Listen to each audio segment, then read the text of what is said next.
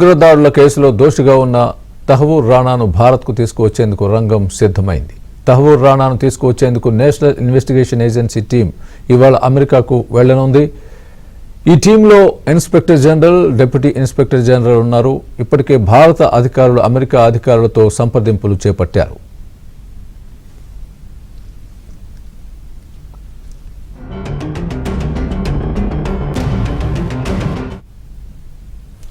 మరోవైపు తహవూర్ భారత్కు రానున్న నేపథ్యంలో తిహార్ జైల్లో ప్రత్యేక ఏర్పాట్లు చేస్తున్నారు.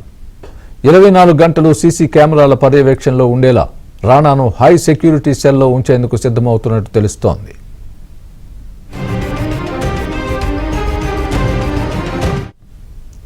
పాకిస్తాన్కు చెందిన కెనడా జాతీయుడైన తహవూర్ రాణా ముంబై దాడుల్లో కీలక సూత్రధారి. ప్రస్తుతం లాస్ ఏంజలీస్ జైల్లో శిక్ష అనుభవిస్తున్నాడు. అతన్ని తమకు అప్పగించాలంటూ కొంతకాలంగా భారత్ పోరాడుతోంది.